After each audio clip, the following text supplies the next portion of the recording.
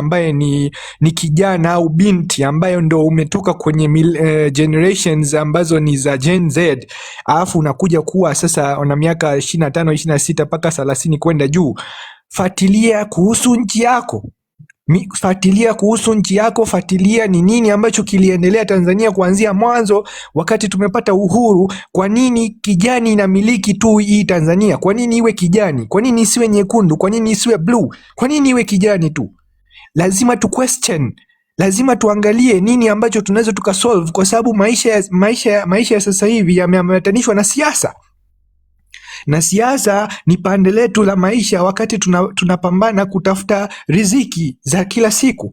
Siasa ipo pale kwa sababu unatumia maji ya kunywa, maji ya kufanyia mahitaji yako. Maji ni sehemu moja ya mahitaji ya kimaisha ya kila siku. Chakula ni mahitaji ya kila siku, lakini yote yanasababishwa na nani? Siasa. Kwa sababu kama siasa haijakaa sawa, maana yake kila kitu ambacho kinaambatanishwa na maisha yako hakiko sawa, kwa sababu kila kitu kitaharibika. Sasa angalia sasa hivi watu hawana maji, watu hawana chakula, watu vijijini huko kuwauliza hawana habari kwamba huku kinaendelea nini, because the teknolojia waliizuia kwamba watu wasilete teknolojia mpaka ikafika kijijini huko. Hawana watu wana mtu mpaka apande juu, apande mpaka kwenye milima ndo anapata mnara wa signal, kwamba simu anapiga simu tu ya kawaida. Because kuna kipindi mimi niwaambie, Elon Musk alitaka kuleta mabadiliko hapa Afrika. Zingine nchi zilikubali, kama Kenya ilikubali, wakaingilia mkataba kwamba Elon Musk afanye kazi hiyo Starlink iwepo, tutumie internet ambayo itakuwa through satellite. Lakini leo huku Tanzania kwa sababu ya manufaa yao serikali hawa wenyewe, kwamba wasiweke kizingiti, kwamba unajua hii mambo ya satellite hayana kikomo, kwamba anayeweza kuizuia ni yule ambaye anawekeza. Serikali haiwezi kuingia katikati kwamba anapotaka kuzima wakazima, kama walivyotufanyia tarehe 29. Kwa hiyo wao wakaweka limitations kwamba hiki kitu hatukitaki. Ndio maana tunakosa hata maendeleo katika nchi yetu. Na kwa nini iwe kijani sasa? Haya yote yanasababishwa na nani? Yanasababishwa na CCM. So we need to put these all things. Wakaikataa ile mfumo kwamba eti Elon Musk sasa hivi asiwekeze sijui nini, hatunahitaji paka asajili kampuni, na alisajili kampuni bado wamemzuia. Bado wamemzuia. Kwa hiyo this is, yani tunajirudisha nyuma. Kwa hiyo ndugu zangu Gen Z, lazima na millennials, na wanaongea na watu wote hapa, yani lazima tuweke hasira na kujua nchi yetu kila siku tunaishije, pesa tunatoa wapi, tutafanya kazi gani, miundombinu na sisi vijana. Angalia watu wanamaliza degrees, wanamaliza certificates, wanamaliza universities, lakini hawana kazi because serikali haina ajira, wanaajiri wenyewe kwa wenyewe, watu wao kwa wao. So this needs to be stopped. Yani lazima tu stop hiki kitu. Na kustop ni nini? Hatuwezi kuingia tu pale hii sio nguvu ya mtu mmoja tu, kwamba kaka Duda au kaka Tanzania Gen Z au Damwana hapo apande juu aseme kwamba tutaenda kuzuia. Hii si kitu cha kufanya mabadiliko kwa mtu, kwa ajili ya watu mmoja au wawili au watatu. We need to be together. Kwa hiyo hii ni nguvu ya watu wote, lazima wote tufanye kitu kimoja, na ndio maana tunaweka hizi bunge. Na mimi wakati hizi bunge huwa nazifungua, hata live zangu nafungua, nawaambia hizi live, hizi bunge wakati tukisha ikomboa nchi lazima tutaziendeleza. Mimi nawaambia kwa sababu gani? Wananchi wa hali ya chini, aseme kule kijijini, kila siku live zitakuwepo za TikTok, Instagram, Facebook, Twitter, YouTube. Watu watakuwa hadi vijijini, tutaweka hizo satellites za kina Elon Musk, watu watakuwa napata internet hadi vijijini, ili kusudi yule kijijini kule hamna cha mbunge wala cha nani. Kwa hiyo lazima ile sauti yake isikike mpaka bungeni, yani isikike mpaka kwa rais, kwamba bwana mwananchi kule anasema kule hana maji, kule barabara ni mbovu, kule miundombinu za hospitali ni mbovu. Apate maoni ya wananchi, kwa sababu nchi sio ya kwake, sio ya ndugu zake au jamaa zake, ni ya wananchi. Lazima wananchi wasikilizwe. It's a must.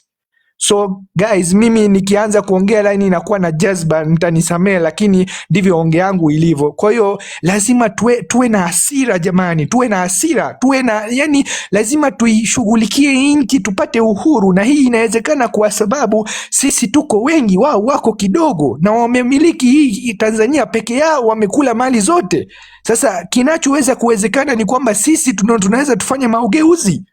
Na ndo maana ukienda kuangalia Bulgaria wamefanya mageuzi. Bulgaria sasa hivi imepata tena Gen Z wamefanya maandamano, wamepata mageuzi. Hii inaongelea sasa hivi, imetokea sasa hivi muda si mrefu. Yani this is all about changes. We need to change.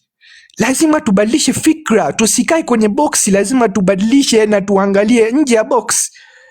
Kwa hiyo ndugu zangu, mimi kwa haya ambayo nimewaambia, naomba kila Mtanzania ukienda kulala usiku, wakati unatandika kitanda au umeshaingia kitandani, fikiria leo nimefanya nini kwa ajili ya nchi yangu, nimebadilisha nini kwa ajili ya nchi yangu, nimefanya harakati gani kubadilisha hao wadhalimu waliofanya, kubadilisha na kuweka support ya kitu ambacho kitabadilisha mtazamo wa hii taifa letu.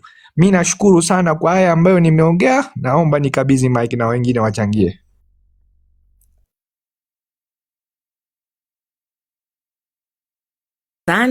Asante. Karibu mchangiaji mwingine tafadhali. Sunflower.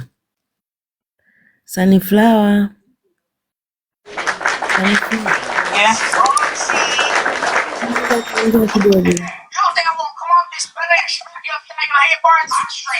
Nataka mchangie.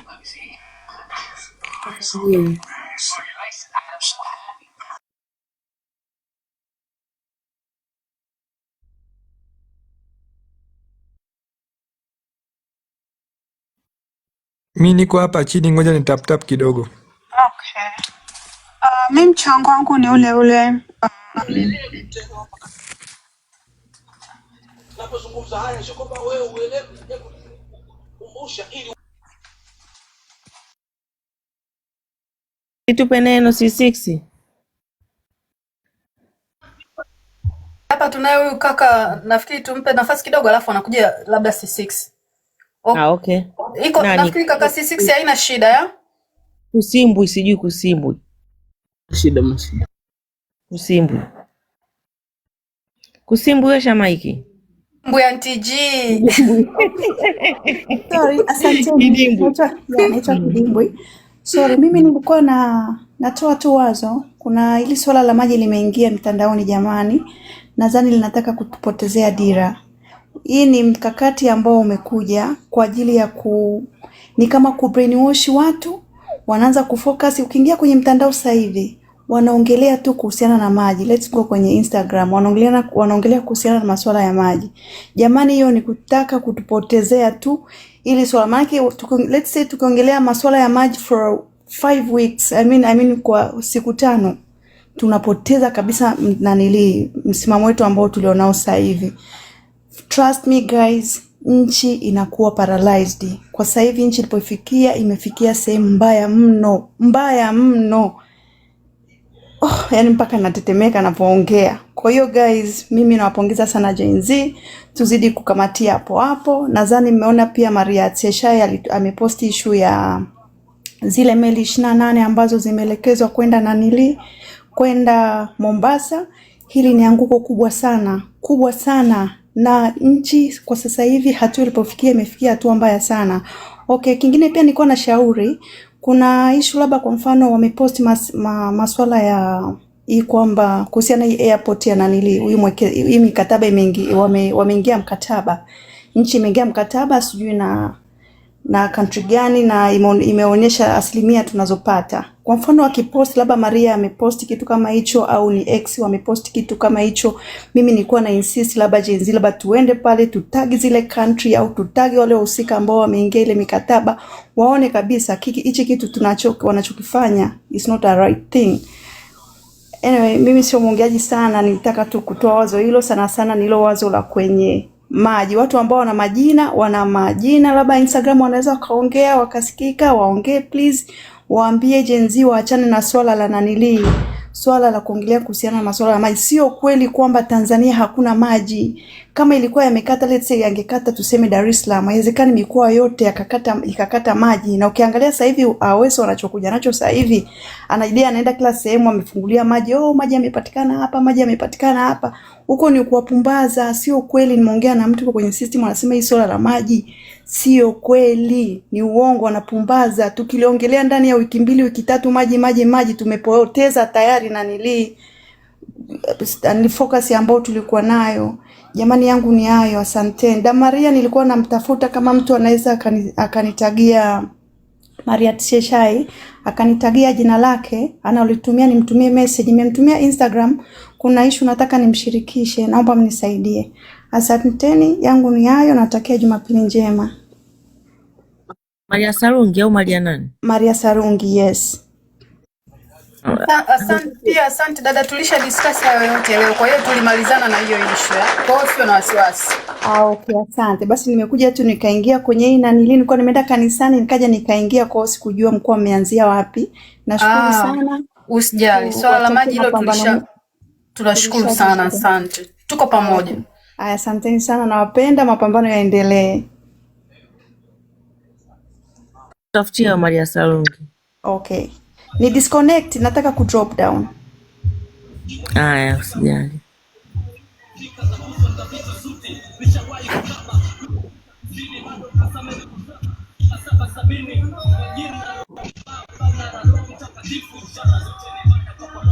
Kuna mwingine au unaendelea na mimi hapa?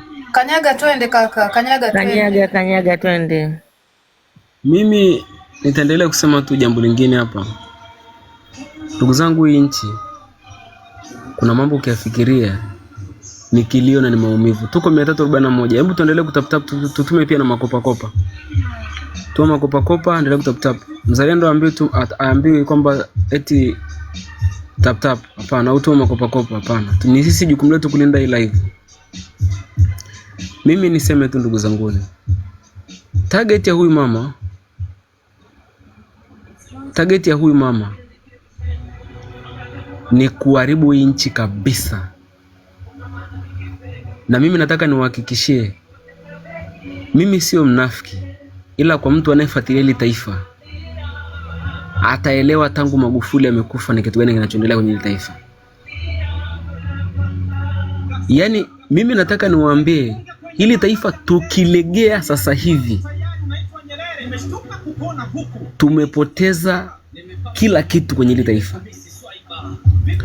Kikwete na upuuzi wake wote na ujinga wake wote, pamoja na ushenzi wake aliofanya kwenye taifa hili na uizi wake aliofanya kwenye taifa hili, kuna baadhi ya vitu kwenye hii nchi aliviheshimu. Hilo kwa sifa nimpe sifa zake. Kuna vitu kwenye nchi aliviheshimu. Serengeti ilinyemelewa tangu mwaka 95, nilikuwa nafuatilia. Lakini alikuwa ni mzito sana kuingia mkataba ule. Bandari ilikuwa ni kitu ambacho kwake kigumu sana. Na kama mnakumbuka, Kagame aliwahi kumwambia, ukinikabidhi bandari ya Dar es Salaam, watu wa Dar es Salaam wataishi vizuri kama Ulaya. Hayo ni matusi. Watu wakaongea bungeni, huyu hapa kama shoga na cheka na watu, lakini hakubinafsisha ile bandari. Lakini hazina ya nchi kwa taifa la Tanzania ipo kwenye madini ya Tanzanite. Dunia mzima madini haya hayapatikaniki zaidi ya Tanzania peke yake. Malkia Elizabeth na ubabe wake wote aliheshimu vile vitu. Nyerere alipofuatwa akamwambia, bwana, ita wawekezaji hapa. Alisema watu wangu bado hawajawa na ufahamu juu ya vitu hivi. Akaviheshimu akaviacha. Mkapa akaviheshimu akaviacha. Mwinyi akaviheshimu akaviacha. Nyerere akaviheshimu Mwinyi huyu Kikwete pamoja na ushenzi wake akaviheshimu akaviacha. Kila kigusa wa viongozi ndio walikuwa wanaambia acha. Walikuwa na umoja. Waislamu kwa Kristo wakilinda rasilimali za nchi. Sasa amekuja mpuuzi mmoja mwanamke. Mtanisamea mama zangu, maana yake nimezaliwa na mwanamke. lakini mpaka naongea hivi inaniuma sana. Hazina ya nchi unaibinafsisha. Ngoja niwaambie, anatumia mgongo wa viwanja vya ndege kuwapa yaani kubinafsisha. Sio kweli. Mimi nataka niwahakikishie na niwaambie, fuatilieni hili jambo. Kiwanja cha KIA kilichopo Moshi, ule uwanja wa ndege uliowekwa pale, ulitandikwa pale kwa sababu gani? Angalia uwanja wa ndege wa Moshi jinsi ulivyo nje ya mji. Kwa nini Nyerere aliweka ule uwanja pale? Kwa sababu chini kuna madini mengi sana ya Tanzanite. Sasa atafanyaje kuchimba ile madini pale? Lazima ite wawekezaji. Lazima ite wawekezaji pale. Sasa angalia ule uwanja jinsi ulivyokaa na yale madini yalivyo pale chini. Watu walikuwa yani, pamoja na uongozi uliopita ulikuwa ni dhaifu mno, lakini uliheshimu ile hazina ya nchi. Mimi kumwambia mtu azima maiki ni msiwezaji mtaje mtu jina yake zima maiki. Umepanda hapa juu zima maiki. Huwezi mshushe. Nataka zima maiki please. Hatutaki kuwa na vijana wadhaifu kiasi hichi. Zima maiki, huwezi mshusheni. Huso wakati kumwambia mtu tukutaje jina yetu zima maiki. Fulani zima maiki. Hali unajua tu hapo tunapambana. Wewe umelala unakoroma kabisa. Mambo ya kipumbavu kabisa. Bado Kyoti. Kwa hivyo mimi niseme ndugu zanguni, target ya kubinafsisha nipo kuona target ya kubinafsisha viwanja vya ndege sio kwamba eti anafanya maendeleo kwenye viwanja vya ndege. Anatafuta njia ya kuchimba yale madini pale Kilimanjaro ambayo Roman Katoliki wanapiga kelele, Waislamu wenzetu wanapiga kelele. Ndio anachokibinafsisha. Ni tamaa. Yaani unashawishika, yaani mwanamke anashawishika kwa kitu kidogo mno. Yaani mimi si mdogo anapanda pa azime maiki. Si mdogo si kidogo. Tutaanza kuzungumzia watu eti wazime maiki. Kesha. Usimuite jina. Anajua anachokifanya. Unampa jina, unampa sifa. Mimi watu wa Zembe wao wasipendi kuelewa kabisa. Tunapambana na ile taifa, unapanda hapa juu na unawasha maiki. Tukutaje jina, wewe ni nani? Kwa hivyo ndugu zanguni, huyu mtu kubinafsisha kiwanja cha viwanja vya ndege, sio anabinafsisha kwa sababu vitengenezwe au viendelezwe. CCM hawana maono kwa sasa hivi. Wamefeli kila kitu. Kila kitu. Tukianza kuhesabu vitu ambavyo wamebinafsisha. Yaani Kiswahili fasaha cha kubinafsisha maana yake umeshindwa unamuita mwekezaji. Yaani umeshindwa unamuita mwekezaji. Ndio fasiri. Lakini wameliingiza kwenye neno la kubinafsisha, yaani neno la uwekezaji, wekeza. Yaani biashara umefeli, unampa mtu awekeze. Ndugu zanguni, hivi Serengeti ilivyo na madini pale, ile mbuga pale unahamisha wazao pale, unampeleka Mwarabu pale. Anaweka ngome yake pale. Ukienda pale sasa hivi unaambia welcome to Arabic pale. Pale unaambia karibu Falme za Kiarabu. Simu yako tu ukiosha tu data hivyo inakwambia karibu Falme za Kiarabu ndani ya Tanzania. Bado unataka kumpa mama tena. Yaani tunasema hivi, katika kipindi ambacho vijana wanatakiwa wapambanie taifa lao kwa nguvu zao wenyewe ni kipindi hichi. Mungu ameshatuletea Magufuli, akatuonyesha picha halisi ya nchi yetu iko hivi. Alafu akamuondoa Magufuli, tupambane kwa miguu yetu wenyewe. Na ndivyo Mungu amemfanya mwanadamu. Amekupa uwezo wa kutambua jema na jambo zuri na jambo baya. Amekupa uhai kama zawadi. Unaweza ukautoa unavyotaka. Usizani tu ukichukua kamba kwenda kujiua, Mungu atakwambia usijue, hapana. Ameshamaliza. Ameshamaliza kwenye upande wake. Usifikirie eti kwa sababu unaishi kwa pumzi ya Mungu utaenda kujiua Mungu kwa nani akwambia acha usijue, mimi nimekupa pumzi uishi. atakuacha tu ufanye unachoweza, lakini usisahau kwamba utaleta hukumuni. Soma neno la Mungu linasema hivi, kijana umepewa nguvu na maarifa, fanya kila kitu moyo wako unachokutuma, lakini usisahau kwamba kuna siku utaleta hukumuni, kuhukumiwa juu ya kile ulichokifanya kwenye dunia hii. Haijalishi utakufa na miaka mingapi, kila ulichokifanya utakitolea hesabu siku za mwisho. Tusijisaulisha kibinadamu tu, lakini utaishi maisha ya duniani, utafanya uhuni, utafanya kila kitu ambacho unachoona kinafaa mbele macho yako, lakini utafika mbele ya Mwenyezi Mungu na utajibu. Hapata kuwa na baba yako, hapata kuwa na mama yako, hapata kuwa na mdogo wako, hapata kuwa na rafiki yako, hapata kuwa na mtu yote kukushauri kwamba jibu hivi. Utajibu sawa sawa na matendo yako na ufahamu wako uliobarikiwa. Kwa maadamu upo duniani unaishi na watu na umekuta dunia ilivyo, basi dunia ishi, heshima na sheria zake, lakini utajibu kila utakachokifanya. Nataka niwaambie,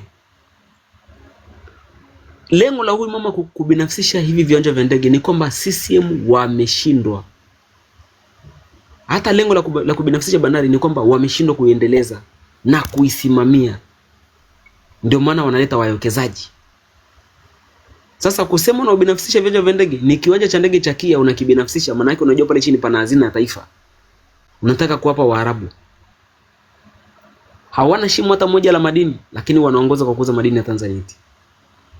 Na kumbukeni zishakujaga nchi mbili hapa Tanzania kutaka kubinafsisha, kutaka kuingia kwenye mkataba wa madini ya Tanzania. Nchi ya India na hawa Waarabu walishakujaga hapa. Wahindi nao walikuwa watakaga bandari ya Dar es Salaam, lakini hawakupewa kipindi cha Magufuli. Tena wakaona Watanzania ni wa maazizeta kabisa. Mkataba ulifika mezani kwa Magufuli, akaambiwa mzee wangu, tupe hii bandari. Tutatoka kuanzia Bagamoyo kuanzia Tanga mpaka Bagamoyo. Tutachimba bandari ya kina kirefu. Lakini mkataba wetu ni miaka 100. Na uruhusi kupeleka TRA pale. Magufuli akaangalia ule mkataba akasema ni mwendo wazimu mtu anaweza kaingia huo mkataba. Akakataa. Kukataa maana yake akaeka vita na wao. Sasa wakafanyaje? Tummalize kwanza huyu, tubaki na huyu mama dhaifu. Tudili naye. Haya, mama huyu amekuja, huyu muhuni. Amekufa tu. Mwaka hujaisha ameingia mkataba huo. Mkataba wa bandari. Kikwete na uhuni wake wote na ujinga wake wote na upumbavu wake wote. Kagame alimwambia 2009 nakumbuka. Akamwambia, kwa maisha wa Tanzania wanaishi, ukinipa bandari ya Dar es Salaam, Watanzania wataishi vizuri hapo mkoa wa Dar es Salaam. Matusi kabisa hayo. Kipindi kile wakina Ulimboka Makungu wana Ulimboka Dr. Ulimboka wanaandamana. Akiwa rais wa madaktari wanaandamana. Kikwete akashindwa kuwalipa. Kulikuwa kuna mgogoro wa madaktari kama mnakumbukaga. Ndio matusi yalitukanwaga. Lakini mama anafanya hivi nchi ni kama hana hofu nayo. Hana hofu. Na ndio maana anaweza akazungumza anavyojisikia. Rais yote asiyokuwa na hofu. Ngoja niwaambie ndugu zangu, katika uongozi wote duniani, Tampo na kiburi chake chote analiheshimu bunge. Tampo na ubabe wake wote anaheshimu wananchi wake. Anajua miaka yangu 4 nikiongoza vibaya napelekwa kikangoni. Nikipelekwa kikangoni pale, nchi na demokrasia hii, nitaachia nchi. Haogopa taifa linalosimamiwa na jeshi la polisi. Linasimamiwa na jeshi la wananchi. Halisikilizi wananchi wake. Ogopa sana hilo taifa. Na ndio maana katika kipindi kipindi kigumu ni kipindi hichi. Katika kipindi ambacho Tanzania inaingia kipindi kigumu ni kipindi hichi. Katika kipindi kigumu, ndugu zanguni, tunachokiishi wa Tanzania ni kipindi hichi. Hichi kipindi kitakuja kuandikwa miaka na miaka. Kitakuja kuandikwa miaka na miaka. Hii alama tunayoiweka sasa hivi itaandikwa miaka na miaka. Nataka niwaambie, hakuna kipindi Mtanzania anaishi kipindi kigumu kama kipindi hichi. Tunapambana na serikali na kikundi cha watu wachache kipo madarakani. Wao wanalindwa na jeshi la polisi, wanalindwa na jeshi la wananchi. Hatuna msaada wote ule. Labda Mungu aamue kwa mapenzi yake binafsi kututetea. Hakuna kipindi ambacho tunaishi kipindi kigumu kama hichi. Nataka niwaambie, hichi kipindi ni cha mpito ambacho hakielezeki katika namna ya kawaida. Na kama hujui tunachoendelea nacho, nikupe pole. Tuna kipindi ambacho hakizungumziki. Labda kwa sababu tu tunaishi kipindi hichi, ndio unaweza ukawa hujapata neema kuelewa. Lakini tukishavuka kipindi hichi, Mungu akatupa neema nyingine kupata rais muelewa na mwenye uchungu na wananchi wake, utakuja kukumbuka kipindi hichi tunachoishi sasa hivi. Na katika kipindi ambacho watu wameuawa kikatili na kihuni na kibabe ni kipindi hichi. Ndio maana tunakumbuka kauli ya Magufuli kusema kwamba mtanikumbuka wa Tanzania. Kama wewe sio Mtanzania halisi na kama huwezi kulitazama ile taifa, huwezi kuumia roho hata kidogo. Lakini kama unajua kipindi, unahesabu majira, nataka nikwambia hakuna kipindi kibaya kama hichi. Yesu aliingia Israeli akamwambia, Yerusalemu. Alipokuwa anaingia Yerusalemu akamwambia, Yerusalemu, laiti ungekuwa unajua majira ya hayo yanayokujilia. Haikutambua majira yake. Na ndo Tanzania haijajua majira yake. Yaani Ndugai alikuwa spika wa bunge miaka na miaka, anaijua nchi vizuri. Lakini ukiona amezungumza hadharani akasema taifa linakwenda kuuzwa, watu wakaona kama ni kichaa fulani anazungumza huyu amechoka madaraka, amelewa. Tutakumbuka kauli ile anazungumza. Nataka ipo siku tutakumbuka kauli ile. Na sio watu wote watakuwa wanaelewa picha, watapewa picha nzima ya hii nchi kwa sasa hivi. Watapewa watu wachache. Hakuna kipindi kigumu tunachokipitia kama hichi. Ni kipindi cha giza vibaya mno. Ndugai aliongea kwa muda wake akamaliza. Akasema nchi inauzwa. Watu wakamwona ni kama kichaa, mwendawazimu fulani, hajielewi. Lakini alizungumza kauli ambayo hali akijua kwamba matokeo ya kauli ile ni kifo. Na ndio maana hajachukua muda mrefu tangu alivyozungumza kauli ile. Nataka niwaambie, fuatilieni vizuri. Kila aliyezungumza CCM vibaya hajachukua muda mrefu. Narudia tena ndugu zanguni, katika kipindi tunachopitia Tanzania, kipindi kigumu ni kipindi hichi. Serikali hii inalindwa na jeshi la polisi, inalindwa na jeshi la wananchi. Mwananchi hana thamani kwa kipindi hichi. Sasa Magufuli alikujaga akasema tofauti ya uongozi wake na uongozi uliopita, tajiri anaweza akafanya kwenye uongozi wake, kwenye uongozi uliopita, tajiri anaweza akamfanya maskini chochote kile kwa muda wote ule. Lakini Magufuli alipokuja akawatia moyo wa Tanzania, akasema kwenye uongozi wake tajiri anaweza akafanywa chochote kile. Na tuliona kwenye uongozi wake walifiata. Matajiri wangapi walitamani hata kuhamisha biashara zao na kuzipeleka nje? Matajiri wangapi walifilisiwa kwa ujinga waliofanya? Makampuni mangapi hapa yaliacha kazi yakakimbia? Wakandarasi wangapi hapa kesi zao zilipelekwa mahakamani kwa kushindwa kutekeleza miradi, hali serikali ilikuwa imeshawalipa kwa wakati? Mtu anadiriki kusema serikali ameweka mfukoni. Kwa nini? Kwa sababu anajua ameshawabeba kwenye udhaifu wote, amewajua. Lakini Magufuli alisimama, nchi ilitengenezwa usiku na mchana. Angalia mradi wa Ubungo pale. Napenda kutolea mfano mradi wa Ubungo. Ulikuwa ukipita saa 5 za usiku pale majenereta yamewashwa. Watu wanapiga kazi, vijana wabeba zegi. Leo tunapita pale Ubungo, barabara za flyover pale. Kwa kipindi kifupi tu. Leo huyu mama anatengeneza mradi wa hapo Jangwani kuzuia maji na mafuriko pale. Angalia utachukua miaka mingapi pale? Nataka niwaambie, imeanza mwaka gani, itachukua muda gani pale? Angalieni tu. Na huenda akamaliza muda wake huu muda aliopewa. Na sidhani kama atamaliza.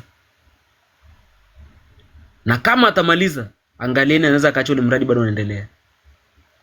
Fuatilieni mradi ule wa bwawa la umeme ambao Magufuli alikuwa anasema utaisha mwezi wa 5. Ni miaka mingapi tangu amekufa mpaka leo? Hauzungumziwi. Hiyo ndio vita ambayo Magufuli alikuwa anapigana nayo. Miradi mikubwa ya kusaidia taifa na wananchi wake haizungumziwi. Leo CCM wanazungumzia miradi. Sawani kidogo. Kaka C6 unaweza ukabaki hapo ukala pause kidogo tukampa nafasi mtu mwingine akaongea kidogo dakika 3 alafu akatoka, wewe unaendelea kwa sababu wewe ni wa hapa. Sawa, hamna shida. United States. Asanteni sana. Mi langu nataka tu ni msapoti C6. Yaani huyu mama na nani yake, hicho chama chake hawana kitu chochote cha kuluzi. Yaani wako radhi wauze nchi. Kwa hiyo sisi tuko katika kipindi kigumu sana. Inabidi tuwaondoe. Yaani muda ndio huu wa kuwaondoa. Kwa hiyo wanaweza wakauza nchi na hawana kitu chochote cha kuluzi. Kwa hiyo inabidi watoke na msapoti C6. Kwa mimi hayo ndio nataka niseme tu. Asanteni.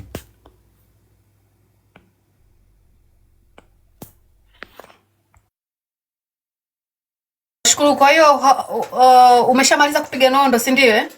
Ni hilo tu nitaka niseme, na kitu kingine nitaka niongezee kuhusu yale mabomu ya mafuta na mafuta ya petroli na nini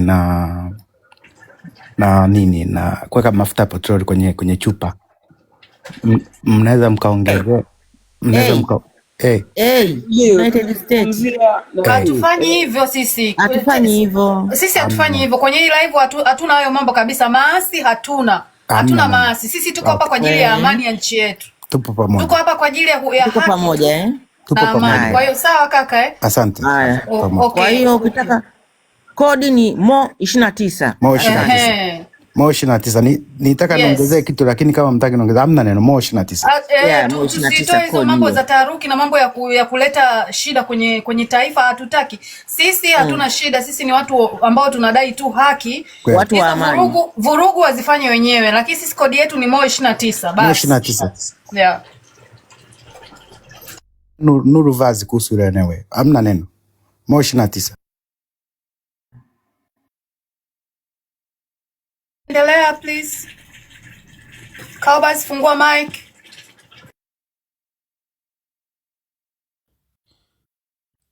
Assalamu alaikum. Mimi msisitizo wangu tu kila siku ni ule ule, tujitahidini hiyo Mo 29.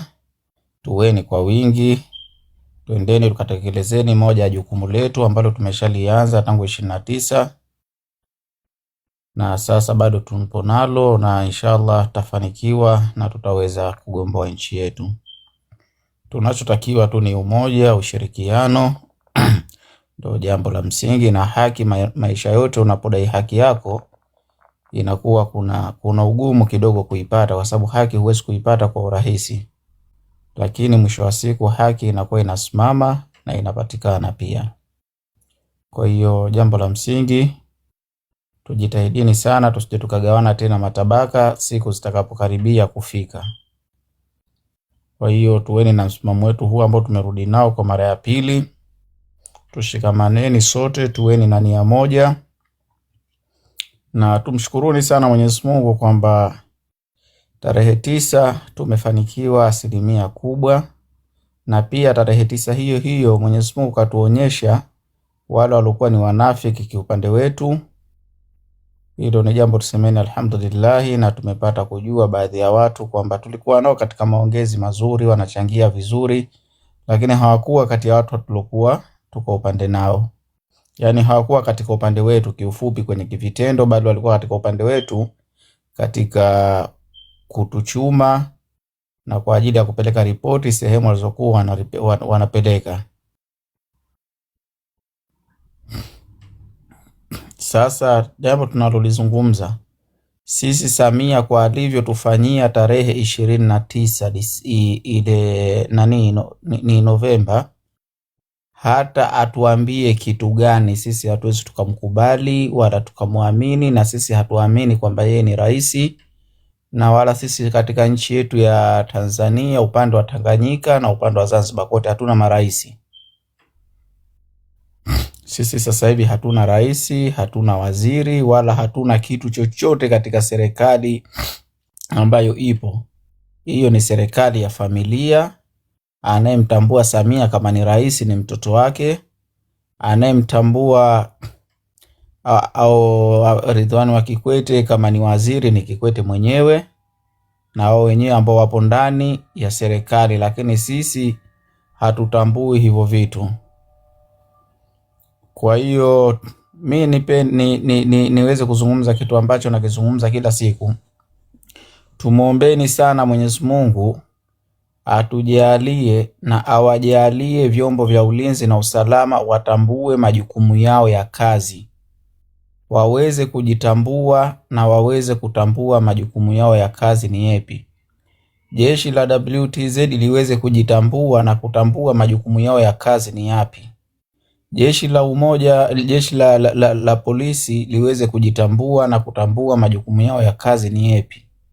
Kwa sababu mpaka sasa vyombo ambavyo vinatakiwa vilinde raia vinailinda serikali bado hawajajua majukumu yao ya kikazi.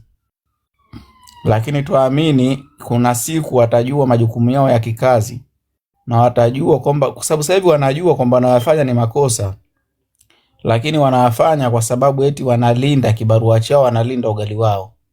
Hivyo utailindaje dhulma kwa kuweza kuiacha haki, kwa kuweza kuilinda haki? Wewe unalinda dhulma, unalinda haramu, ndio unaipa kifua. Halali unaiacha inadhalilika. Kwa sababu kama jeshi linatambua umuhimu na majukumu ya kazi yake, wasengetuua tarehe 29. Wala wasengeweza kusikiliza kauli ya mtu mmoja ambaye tayari alikuwa sio mfanyakazi tena wa serikali. Mtu ambaye tayari ni muuaji, anajulikana tangu 1990, tangu mwaka 2000 ni muuaji. Mtu ambaye anajulikana ni muuaji tangu mwaka 2000, Haji Omar Ali Kheri, leo kaletwa Tanganyika kwa ajili ya kumaliza na waliobakisha, kwa sababu wameona kule visiwani tayari wameshaua, wameshatayari. Sasa wakaona sasa bado na huku nako waje waendelee kuua ili watuue sote wa Tanzania kwa jumla. Jamani, tusimameni imara bara na visiwani, tusigawanyike, tuweni wa kweli sote, tuweni wamoja. Na hata tunaopanda hapa juu jamani, hebu tuwaomba wale ambao wanapanda kwa ajili ya kutusanifu, nafsi zao wazisafishe. Mwenyezi Mungu awajalie wote tuwe kitu kimoja. Na hawa wanaosikiliza, kama kuna watu wanakuja kusikiliza kwa ajili ya kupeleka taarifa, tumuombeni sana Mwenyezi Mungu nafsi zao azilainishe na azigeuze huko ambako siko, azilete katika sehemu ambayo tupo sisi. Sisi hapa hatugombani, hakuna, kwa sababu sisi sote tulioko hapa hakuna hata mmoja ambaye anagombania madaraka hapa. Sidhani kama Sama ama Nuruvazi au huyo Maria Sarungi atakwenda kuwa rais ama atakwenda kuwa waziri au atakwenda kuwa diwani au atakwenda kuwa mbunge ama mwakilishi. Hapana. Sisi, na mimi pia siwezi kuwa hata mwenyekiti, yani siwezi kuwa hata yule wakata sijui wa nyumba 10. Lakini sisi tunalipigania taifa na tunawapigania hao ambao wanatuua sisi tunawapigania wao maisha yao. Kwa sababu kama yeye mtu yuko kazini pale, kama ni polisi ana nyota 2 au 1, ushafahamu, serikali ikisha kugeuka mishahara yao itaongezewa, wataboreshewa maisha yao, kwa watu kunufaika zaidi ni wao. Sisi nufaiko letu ambalo tunanufaika ni kuiona nchi yetu alhamdulillah ina viongozi wazuri, viongozi waaminifu, ina viongozi ambao wanasimama na wananchi, ndio ambalo tutanufaika nalo sisi. Sisi hatutonufaika na waziri, hatutonufaika na kitu chochote ambacho kitakuwepo pale, ila tutakachonufaika nacho sisi tunanufaika kwamba nchi yetu itakuwepo katika hali ya usalama, Tutakachonufaika sisi, tutakuwa na uhuru wa kuzungumza. Tutakachonufaika sisi, tutakuwa na uhuru wa kufanya biashara zetu vizuri.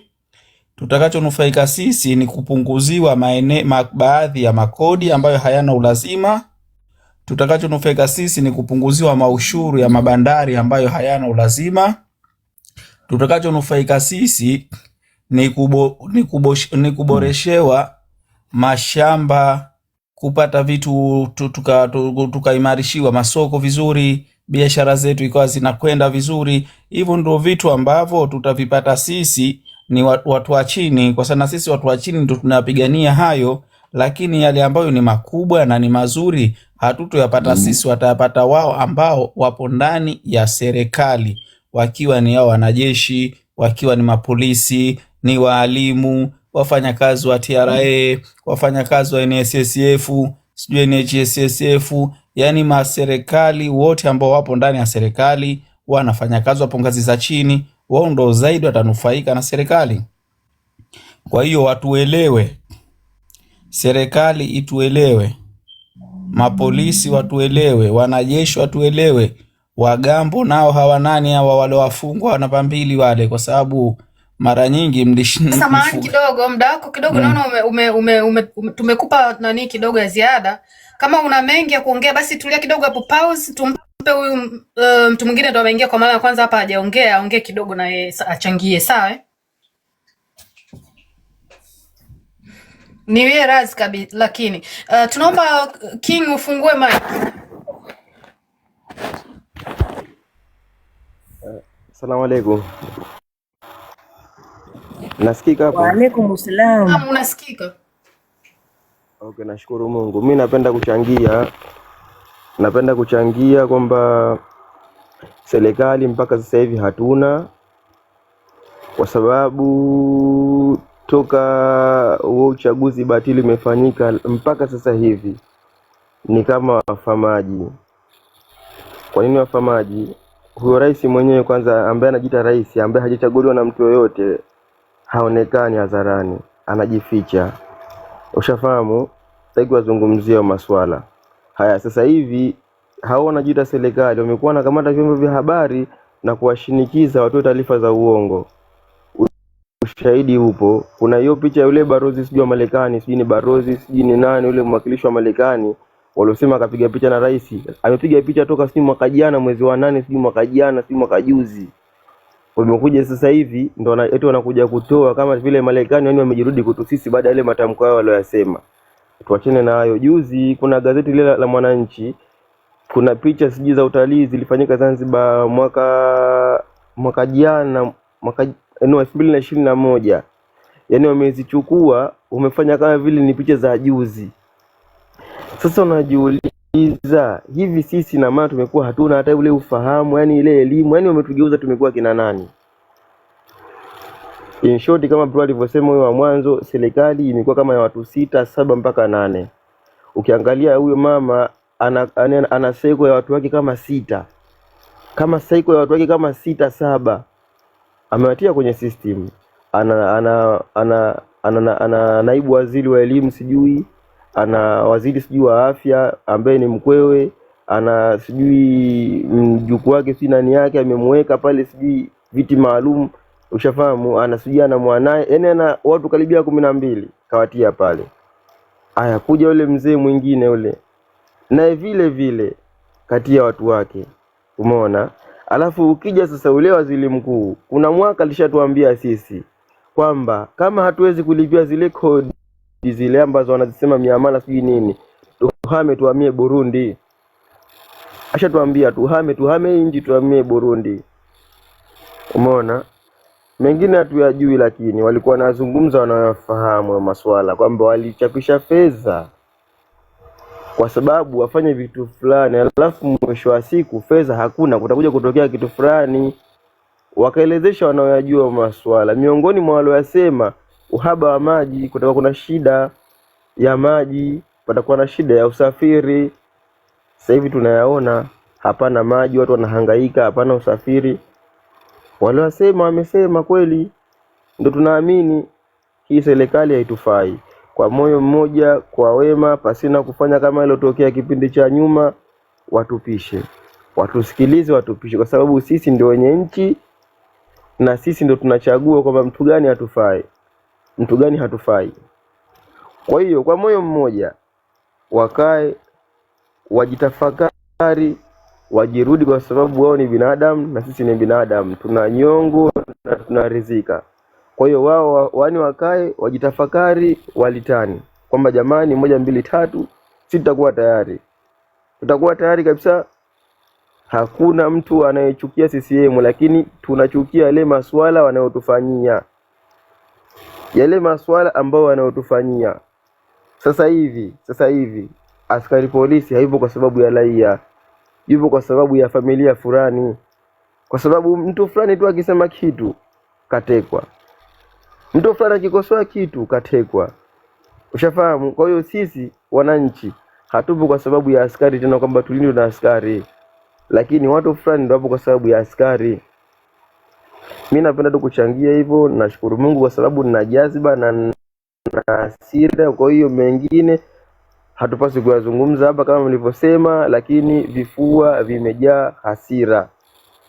Brother nani aligusia, C6 aligusia kuhusu miradi. Ni kweli miradi imeganda. Angalia njia kutoka Kimara mpaka Kimara katikati pale kuna njia inachongwa pale, mpaka sasa hivi ile njia imeganda. Angalia pale Moroko ya Teli pale kwenda zako Salenda huku, ile njia toka Magufuli amekufa, ile njia imechimbwa mpaka leo imeganda. Ushanifahamu? Angalia njia Tegeta nani kutoka hapa Moroko kwenda zako nani Bamaga Mwenge kwenda zako Tegeta huko, lile njia mpaka leo hili imeganda. Hakuna chochote kilichofanyika toka Magufuli amekufa. Haya, tunakuja hapo Jangwani, wamefanya mradi kwa mihemko pasipokuwa na mipango. Yaani wamekurupuka tu kuturizisha. Sivyo hivyo. Hili haikuwa kwenye ilani.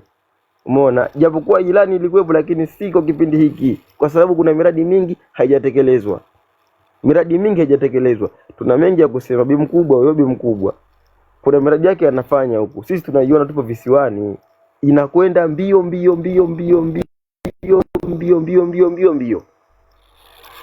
yaani inakwenda mbio, lakini ile miradi ambayo ni kupunguza hadha kwa watu, kupunguza kasia kwenye mwendo kasi hayo, mpaka leo hii Magufuli amekufa mpaka hivi sasa. Yaani in short kama watu wanakuwa wanacheza, sijui hawalipwi, sijui wanalipwa, sijui vipi, sijui yani. Kwa hiyo hebu wajitafakari kwa moyo mmoja, watupishe, na askari nao kama wanasikia hapa, hebu wawasikilize wananchi. Kilio cha wananchi wakisikilize, kwa sababu yalotokea tarehe 29 chanzo kikubwa ni wao maaskari. Ndio watu mpaka kufikia hatua ya kufanya vile walivyofanya. Ushafahamu? Nao kwa sababu wanapawa na wana mamlaka, wakapewa amri, wakatekeleza waliotekeleza. Kuna yule mkuu wa mkoa wa wilaya huko mikoa hiyo ya huko Njombe huko, nilimsikia speech yake leo asubuhi, anasema mimi kama mkuu wa mkoa nipo katika upande wa serikali, lakini nachukizwa na hizi kodi zinazowekwa na serikali kwa mkulima. Sisi kama serikali tunamsaidia nini mkulima? Dawa ananunua mwenyewe, mashamba anakodi mwenyewe, mbolea anakodi mwenyewe, soko anatafuta mwenyewe, alafu mimi nakuja kuchukua kodi. Sijui amekula hasara kiasi gani mpaka kufikia lile zao kulitoa shambani kulipeleka sokoni, alafu mimi nakuja kumchukulisha kodi. Sijui amekula hasara kiasi gani, sijui kapata faida kiasi gani. Inafaa tujitathmini. Ndio ule mkuu wa mkoa wa mwanzo alotoka front na kuzungumzia maafa na wananchi wake kule sijui Songea sijui wapi. Watu wakasema siku 2 atakuwa hana kazi, lakini mpaka hivi sasa yupo. Nadhani hata wameshindwa kumtoa kwa sababu ya aibu. Kwa hiyo serikali wajitathmini kweli, watizame wanakosea pakubwa mno, na hakuna hata sehemu moja wako sahihi. Kwa hivi sasa hakuna hata sehemu moja wako sahihi. Tuna ushahidi wao, miamala wanayoifanya haina makato, inakwenda kama ilivyo. Lakini sisi mtu ukiwa na 5 tu kumtumia mtu amekomba 4, basi unawaza umtumie kiasi gani, kwa sababu makato chungu mzima lukuki yani. Jamani, mimi naomba niwaache kwa sababu nina jaziba. na nina hasira. Nashukuruni sana.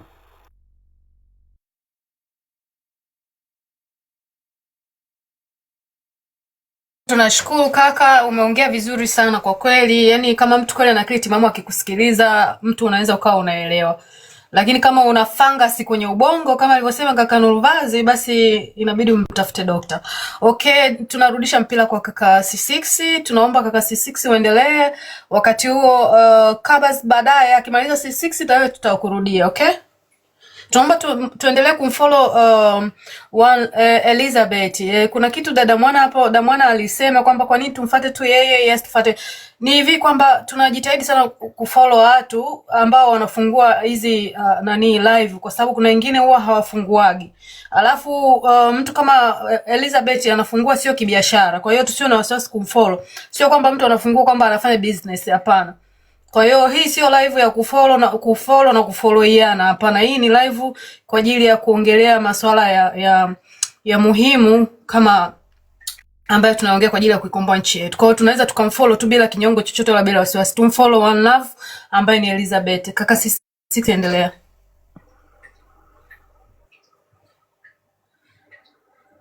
Kaka sisi na pia na mimi pia mnifollow hapo, mnifollow. Na pia mnifollow na mimi hapo. Kaka C6 pia huwa anafunguaga live, kwa hiyo mnaweza naye pia mkamfollow. Yaani ni kwamba ni kwa ajili tu ya muhimu haya maongezi yetu, ili mtu akipotea siku Dayoni hayupo tusije tukakosa pa kwenda tena. Kwa hiyo ndio maana tunaomba kufollowiana, sio kwamba ni business. Asanteni.